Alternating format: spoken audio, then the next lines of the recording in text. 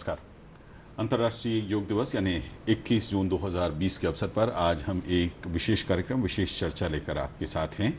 हमारा सौभाग्य है कि हमारे साथ स्टूडियो में मौजूद हैं आदरणीय श्री संदीप दीक्षित जी। संदीप दीक्षित जी कैवल्य धाम योग केंद्र भोपाल के केंद्र प्रमुख हैं और पिछले 20 वर्षों से योग साधना में समर्पित हैं। आज की इस चर्चा में हम मूल रूप से जो हमारा विषय है वर्तमान परिप्रेक्ष्य में अंतर्राष्ट्रीय योग दिवस, विषय वस्तु को हम समझेंगे कि बदली हुई परिस्थितियों में, जबकि कोविड-19 का जो संक्रमण काल है, इस दौरान माननीय प्रधानमंत्री ने एक अपील की कि हमें घर पर ही रहकर परिवार के साथ योग साधना करनी चाहिए, योगाभ्यास करना चाहिए। एक तो हम इस पर चर्चा करेंगे। दूसरा, योग के जो विभिन्न आयाम हैं, जिसमें ध्यान भी है, जिसके अंदर प्राणायाम भी है, अन्य भी जो उसकी कलाएं हैं, उसके बारे में हम आदरणीय संदीप दीक्षित जी से बात करेंगे। संदीप जी, आपका बहुत बहुत स्वागत है। आज प्रातः जैसे हम उठे हैं और हमने अपने योग के क्रम को आगे बढ़ाया है अंतर्राष्ट्रीय योग दिवस पर, तो माननीय प्रधानमंत्री जी के संदेश के साथ हमारे दिन की शुरुआत हुई है। संदेश सभी लोगों ने सुना हुआ है। मूल रूप से माननीय प्रधानमंत्री जी ने इस बात का उल्लेख भी किया और इस बात पर जोर दिया कि एक तो हमें योग को अपनी दिनचर्या का हिस्सा बनाना चाहिए। इससे न केवल हमारी इम्यूनिटी यानी रोगों से लड़ने की हमारी रोग प्रतिरोधक क्षमता बढ़ती है, दूसरा योग जो है वो हमें मानसिक तौर पर और अंदरूनी तौर पर शांत बनाता है, हमारे अंदर धैर्य की वृद्धि होती है और हम चुनौतियों का सामना बेहतर तरीके से कर पाते हैं। ये आमतौर पर उनका जो संदेश था उसका एक जीस्ट है। तो आप अंतर्राष्ट्रीय योग दिवस के अवसर पर आज हमारे दर्शकों के साथ क्या बांटना चाहेंगे, क्योंकि आपका लंबा एक अनुभव है और मैंने देखा कि आप एमए फिलॉसफी करने के बाद उसके बाद आप कैवल्य धाम गए, तो उस समय जब आप योग से जुड़ने के लिए गए तो वो आपकी एक निजी रुचि थी, लेकिन धीरे धीरे आपने उसे अपने जीवन का हिस्सा बनाया और उसके बाद जीवन का हिस्सा बनाने के बाद उसको आपने एक मिशन के तौर पर लोगों के साथ बांटने के लिए अपने आप को समर्पित किया। तो ये ऐसे ही नहीं हुआ होगा, इसके पीछे एक प्रक्रिया रही होगी। तो ये कैसे संभव हुआ और आज के परिप्रेक्ष्य में उसको जोड़कर जरूर बताएं। जब योग की पहले आप सभी का बहुत बहुत आभार। आप इस प्रोग्राम को सुन रहे हैं कैवल्य धाम की ओर से। आप सभी को अंतर्राष्ट्रीय योग दिवस की शुभकामनाएं। योग को एक वृहद समग्र रूप में देखा जाए तो ज़्यादा अच्छा है जी। जो उसके 8 अंग हैं जी, यम, नियम, आसन, प्राणायाम, प्रत्याहार, धारणा, ध्यान और फिर समाधि। तो जब हम इसको पूरे समग्र रूप में देखेंगे तभी इसका हम समग्र लाभ ले पाएंगे। हाँ, तो मैं चाहता हूँ कि पूरा संपूर्ण परिप्रेक्ष्य में आज सबसे पहले हमारे दर्शकों के साथ आप ये साझा करें और योग की और आनुपातिक तौर पर उसको बताएं भी कि जो बिगिनर्स हैं, जो योग के साथ अभी अभी जुड़ रहे हैं, जुड़ने की कोशिश कर रहे हैं या जुड़ना चाहते हैं, वो कहाँ से शुरू करें और कहाँ तक पहुँचना उनके लिए वांछित है। जब हम इसके प्रायोगिक पक्ष की बात करते हैं तो वो तो आसन से शुरुआत होती है जी। लेकिन वैसे अगर देखें तो वो एक फिलॉसफी है, योग एक दर्शन है। अच्छा। तो समय समय पर जब भी समय मिले तो यम, नियम, प्रत्याहार, धारणा, इनका भी अध्ययन करते रहना चाहिए। जी जी। अब अगर हम शरीर के स्तर पर आते हैं तो आसन से शुरुआत करेंगे जी। तो कई आसन हैं, जैसा कि आज प्रधानमंत्री जी ने बताया कि वो हमारे कई ऑर्गन्स को, कई सिस्टम्स को इम्प्रूव करते हैं। फिर प्राणायाम की बात आती है। तो अभी के परिप्रेक्ष्य में ये बात सही है आप जो कह रहे हो, लेकिन अगर हम पूरे यम से लेकर और समाधि तक ठीक है, पहुंचना आसान नहीं है, लेकिन ध्यान तक भी पहुंच जाएं तो तब हम उसका पूरा लाभ ले पाएंगे। 6 वर्ष पहले जब अंतर्राष्ट्रीय योग दिवस के आयोजन की शुरुआत की थी, उससे पहले जब प्रस्तावित किया था माननीय प्रधानमंत्री ने भारत की ओर से संयुक्त राष्ट्र संघ में, और लगभग 250 देशों ने इसको हर्षिल ध्वनि से इसको स्वीकार करते हुए, ये एक बहुत बड़ी उपलब्धि थी भारत की। तो सूर्य नमस्कार से इसकी शुरुआत हुई थी और ऐसा माना जाता है कि सूर्य नमस्कार जो है वो एक तरीके से एक संपूर्ण आसन है, संपूर्ण व्यायाम है। तो आप वहाँ से बताएं कि जो लोग जुड़ना चाहते हैं वो अगर अच्छी तरीके से, सही विधि से अगर सूर्य नमस्कार तक पहुँच जाते हैं तो वो क्या हासिल कर लेते हैं। सूर्य नमस्कार इसलिए महत्वपूर्ण हुआ कि उसमें कई आसन आते हैं। अच्छा लेकिन सूर्य नमस्कार सब कुछ नहीं है, बहुत सारे आसन हैं जी। जो सूर्य नमस्कार में कवर नहीं होते। अच्छा हाँ, तो हमें चाहिए कि जो मुख्य मुख्य आसन हैं उनको हम करें, और किसी भी अच्छे संस्थान से सीखेंगे तो आपको पता चलेगा कि मुख्य मुख्य आसन कौन कौन से हैं जी। जिसमें हमारी आगे forward bending, backward bending, side bending, left right, twisting, ये सब कवर हो जाएं, है ना, जी फिजियोलॉजिकली। जी।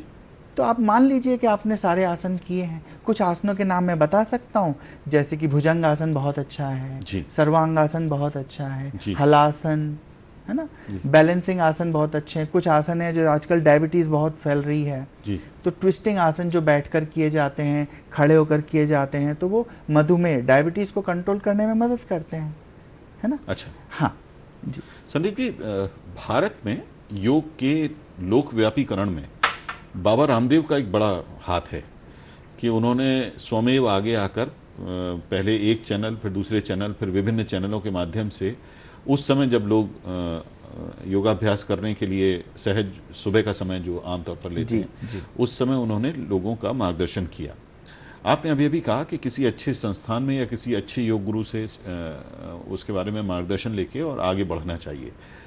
तो इन दोनों चीज़ों को मैं मिलाकर आपसे प्रश्न पूछना चाहता हूँ कि आमतौर पर अच्छे योगाचार्य इस समय बहुत सारे चैनल्स के थ्रू आपको आसन करके दिखाते हैं, तो क्या ये थोड़ा मददगार होता? अभी तो यही चल पाएगा क्योंकि ये कोविड-19 की वजह से आप किसी सेंटर में जाकर कर नहीं पा रहे जी।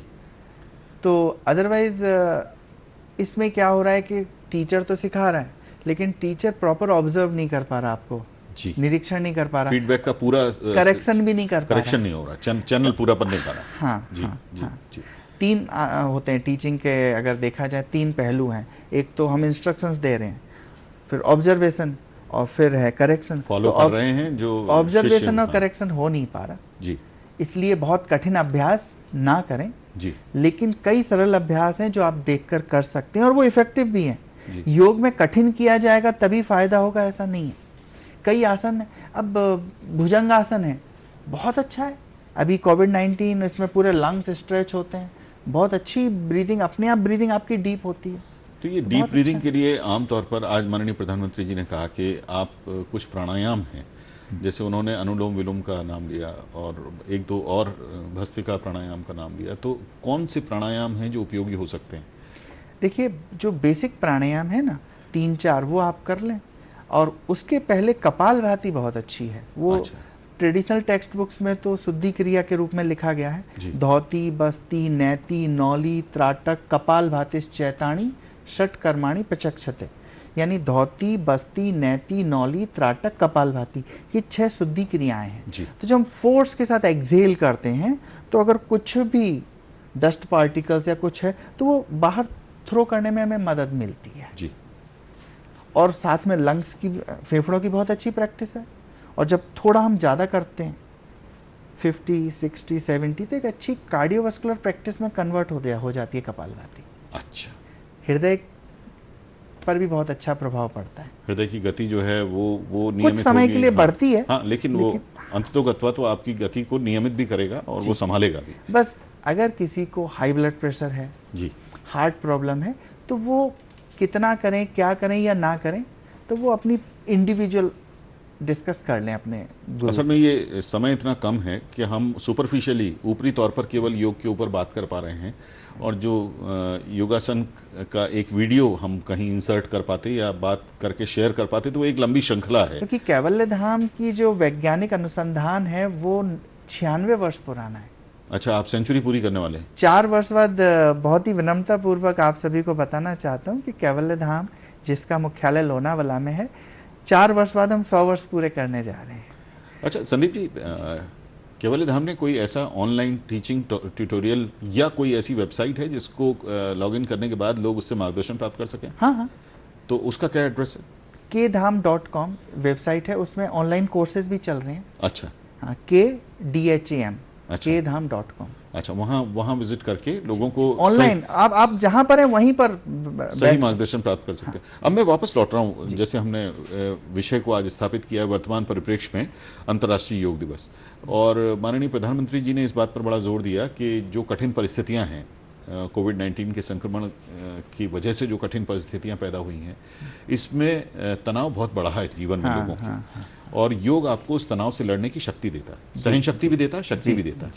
और प्रधानमंत्री जी ने बार बार अपने छोटे से संदेश में बार बार इस बात पर उन्होंने जोर दिया कि यदि आप योग करते हैं तो आपके अंदर न केवल सहन शक्ति बढ़ेगी, लेकिन अगर आप सहनशील हैं तो परिणाम अच्छे आएंगे ही आएंगे।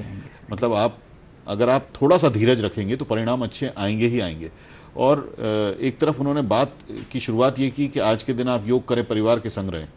दूसरी तरफ वो अपनी चर्चा के साथ पूरे जो श्रोता हैं और दर्शक हैं उनको लेके चलते हैं कि हम अगर इसी नज़रिए के साथ आगे बढ़ते हैं तो हम विश्व विजयी होने के पथ पर होंगे, आत्मनिर्भर बनने के पथ पर होंगे। मैं योग के साथ जुड़ते हुए आपके नज़रिए से इसको समझना चाहता हूँ कि प्रधानमंत्री जी ने ऐसा कैसे कहा या क्यों कहा। इसमें उन्होंने 2 कोटेशंस का उल्लेख किया था, समत्वम योगोच्यते, कि एक योगी सी ये अपेक्षा होती है कि सारी परिस्थितियों में वो एक सामान्य परिस्थिति में हम सामान्य, कोई बड़ी बात नहीं है, निष्प्रय भाव से, लेकिन विपरीत परिस्थिति में हम कितने सामान्य होते हैं या कितना जल्दी सामान्य हो जाते हैं। जी। अब तो समत्वम, एक योगी सी अपेक्षा होती है कि प्रसन्नता, जब हर्ष का विषय हो तब भी बहुत ज्यादा प्रसन्न ना हो, और जब दुख का विषय हो तब भी बहुत ज्यादा दुखी ना हो। समत्वम योग उच्यते। और एक बात, योग कर्मसु कौशलम, जब आप जो कर रहे हैं तो उसमें आपका 100%, तो ये अगर देखें तो कहीं ना कहीं ध्यान कृष्ण का उन्होंने उल्लेख किया, कृष्ण के कर्मयोगी होने का उन्होंने उल्लेख किया, तो ध्यान की स्थिति है। जी, आप जो भी काम कर रहे हैं यदि आप तल्लीनता से करें और ऐसा करें कि अब सबसे अच्छा मुझे ही करना है। जब मैं तो वो योग है। जब मैं 8th क्लास में ड्राइंग करता था, और मुझे याद है तो कई बार माँ बिल्कुल खड़ी हो जाती थी कि हमने इतनी आवाजें लगा दी, तुम्हारा ध्यान किधर था? तो आप तो वहाँ थे ही नहीं, आप तो अपने ड्राइंग में ही थे। आप माँ के पास थे ही कहाँ? हाँ, ठीक बात है, बिल्कुल ठीक बात है। तो आज प्रधानमंत्री जी जब इस बात को कह रहे थे कि आप एक निष्काम कर्मयोगी की तरह, एक योगी की तरह समर्पित होकर अपने कार्य को करें, और जब आप इस तरीके से काम करेंगे अपने आप को केंद्रित करते हुए उसके ऊपर, तो काम अच्छा होगा, और जब अच्छा काम होगा तो आप निश्चित तौर पर जीवन में सफल होंगे। और हमें जीवन के मूल्य समझने में मदद मिलती है। जी।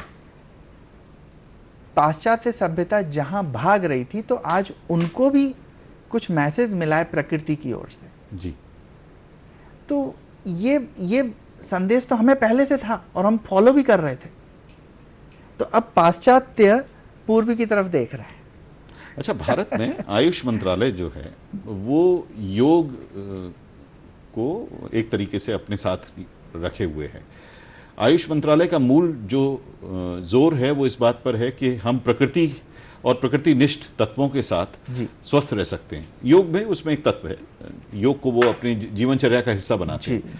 तो मैं ये जानना चाहता हूँ कि एक जो आपने पाश्चात्य जीवन शैली का एक उल्लेख किया है, जिसमें पाश्चात्य जीवन शैली एक किस्म की गति आपके साथ जोड़ती है, एक रफ्तार जोड़ती है, और आपको पता जाती है, आपको पता नहीं है कि आप कहाँ जा रहे हैं, लेकिन आप जा रहे हैं। आप उस रफ्तार का हिस्सा है, आपको पता नहीं है कि आपको कहाँ जाना है, लेकिन आप जा तो रहे।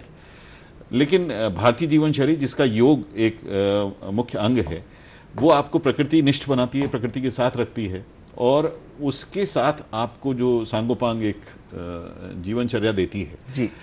मैं ये जानना चाहता हूँ कि योग इसमें कैसे मदद करता है, क्योंकि आप प्रकृति के संग हैं और उसके बाद भी आप एक मनीषी की तरह, एक योगाचार्य के तौर पे अगर न भी हो तो भी एक योगी की तरह काम कर रहे हैं।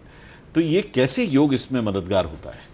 देखिए, कहीं ना कहीं जो हमारी महत्वाकांक्षाएं हैं जी, जिनका कोई अर्थ नहीं है जी, तो अगर आप खुद देखें तो उनसे कहीं हमें योग कहीं ना कहीं हमें सावधान करता रहता है। अच्छा। आपने अगर योगी को देखा होगा, योगी की जरूरतें क्या हैं?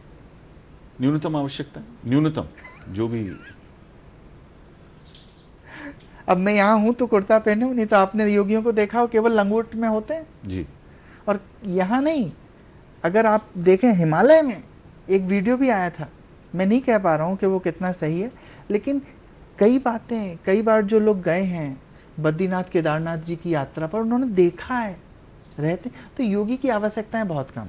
नहीं, मैं ये वैयक्तिक आवश्यकताओं से अगर इसको जीवन दर्शन पर ले आए तो योग एक जीवन दर्शन के तौर पर अगर मैं समझूं, और उसमें प्रथम तत्व प्रकृति है। हाँ, प्रकृति से उसका उदय है, प्रकृति से उसका जुड़ाव है। तो जो एक आम हमारा दर्शक है जो इस समय इस कार्यक्रम को देख रहा है, वो कैसे अपने आप को प्रकृति से जोड़ते हुए और योग के साथ जीवनचर्या अपनाते हुए कुशल प्रसन्न रह सकता है? योग और आयुर्वेद जी दोनों एक ही समय में इनका प्रादुर्भाव हुआ और बढ़े। जी।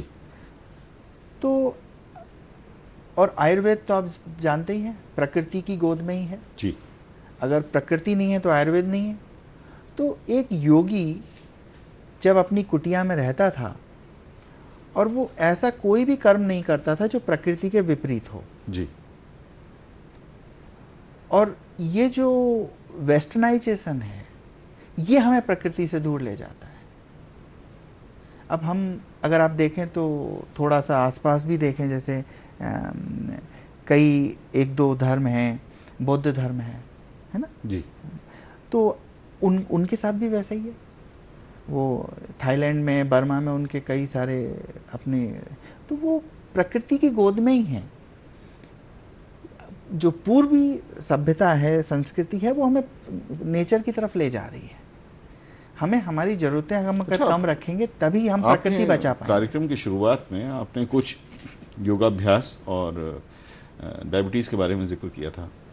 डायबिटीज़ जो है वो जीवन शैली से जुड़ी हुई बीमारी है। हाँ, मतलब डायबिटीज़ मूल रूप से कोई ऐसी बीमारी नहीं है जो आपको हो जाएगी, लेकिन जीवनचर्या जो है वो उसमें कुछ गड़बड़ है, इसलिए डायबिटीज़ आपके जीवन का हिस्सा है। जी जी जी। मैं आपका बायोडाटा देख रहा था तो आपने योग से मोटापे के निवारण पे बाकायदा रिसर्च की हुई है आप। और हम जैसे मोटों को तो जैसे उम्मीद की नज़र वो किरण दिखाई देती है। तो क्या है, क्या ये आपसी संबंध जो छोटा छोटा है, जैसे आहार में मैदे का उपयोग जो पश्चिमी खाद्य पदार्थ हैं उसमें बहुत ज़्यादा है, उसमें वसा का उपयोग बहुत ज़्यादा है। मैं शुरुआत करूँगा जी कि जब हम किशोर थे, जी, मतलब 9th से लेकर 12th तक साइकिलिंग करके स्कूल जाते थे। हाँ जी, हाँ हाँ जी।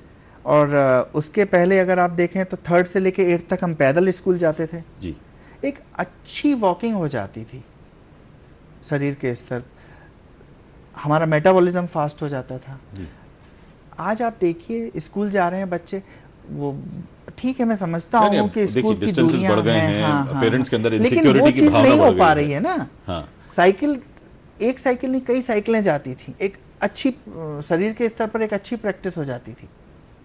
मैं ये शब्द उठा लूँ आपकी चर्चा से, मेटाबॉलिज्म। हाँ, मेटाबॉलिज्म ले लें, है ना। हाँ? इसके लिए आज माननीय प्रधानमंत्री जी ने कहा कि मेटाबॉलिज्म बढ़ना चाहिए। तो आप योग में मेटाबॉलिज्म बढ़ाने के लिए क्या क्या चीज़ें आप सजेस्ट करेंगे? शुद्धि क्रियाओं से शुरुआत करें। अच्छा।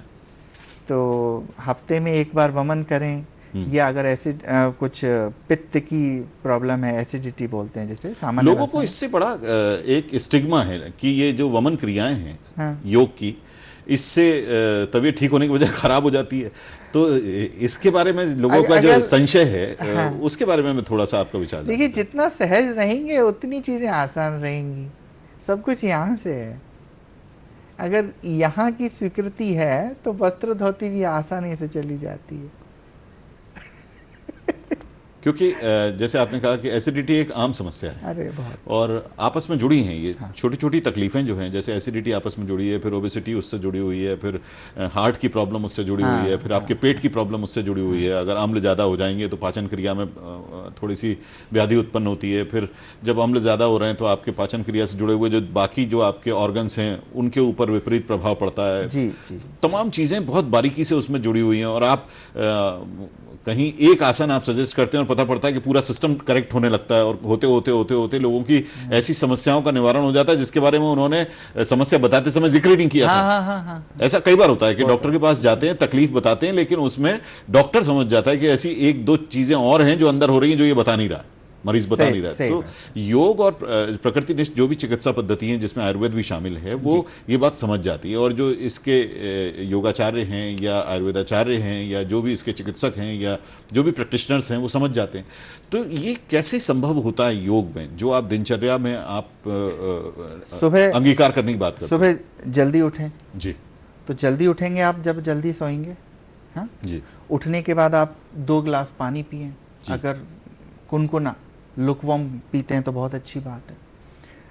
4-5 किलोमीटर वॉक हो डेली। जी कुछ आसन करें ताकि जो वायु हमारे शरीर में बनी हुई है वो उसे हम निष्कासित कर पाएँ। अच्छा हाँ, जी एक वायु का भी बड़ा रोल होता है। कई बार लोग कहते हैं कि हमें तो कुछ प्रॉब्लम थी नहीं सर, लेकिन अभी मैं ऑब्जर्व कर रहा हूँ, पिछले 1 हफ्ते से आसन कर रहा हूँ, हल्कापन लग रहा है, जी लाइटनेस ऑफ द लिम्स। जी तो मैंने कहा ये वो वायु है जिसकी आपके शरीर में ज़रूरत नहीं थी और आपने निकाल दी। बिल्कुल ठीक है, बिल्कुल ठीक है। तो ये सब चीज़ें एक दूसरे से आपने अब सब जुड़ी हुई हैं। अब हम कई बार इसलिए सलाद ही नहीं खाते, फाइबर जाना चाहिए, है ना।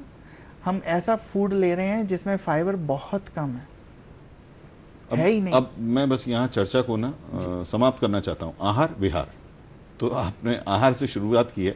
1 मिनट में आप बताएं कि ये आहार विहार में कैसे कितना आहार होना चाहिए, क्योंकि कई योगाचार्य ये कहते हैं कि हम तो आधी किलो घी पी जाएं आपके सामने तो भी हमारे शरीर को कुछ फर्क नहीं पड़ता, और कुछ लोग जो है वो सांसों में अगर मक्खन सूंघ लें तो उनका मोटापा नहीं जाता दूर। तो कैसे होता है ये?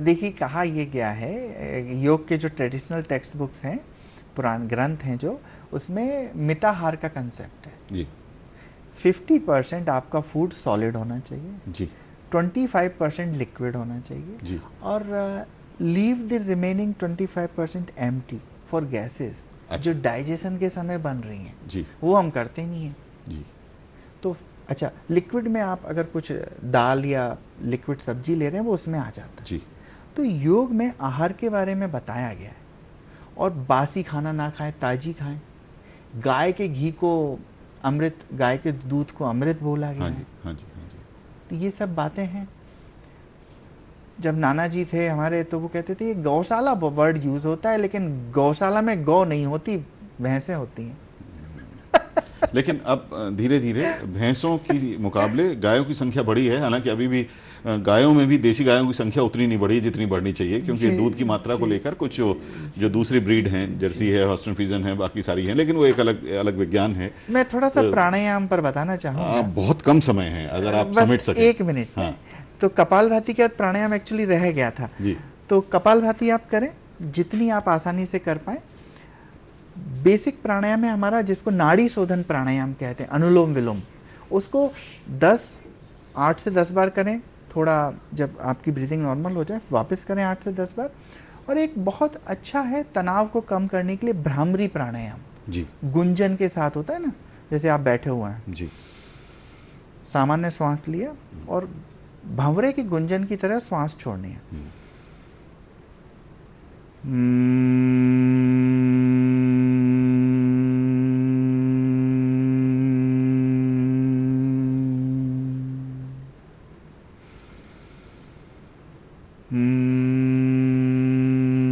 ये नाड़ी शोधन के वो हो गए भ्रामरी प्राणायाम नहीं मतलब जो आपने प्राणायाम में पहले आपने नाड़ी शोधन हाँ फिर भ्रामरी और भी 1-2 प्राणायाम है लेकिन भ्रामरी तनाव को कम करने के लिए बहुत अच्छा है। इसी से आप देखेंगे ओमकार सब जानते हैं लेकिन अभ्यास नहीं करते।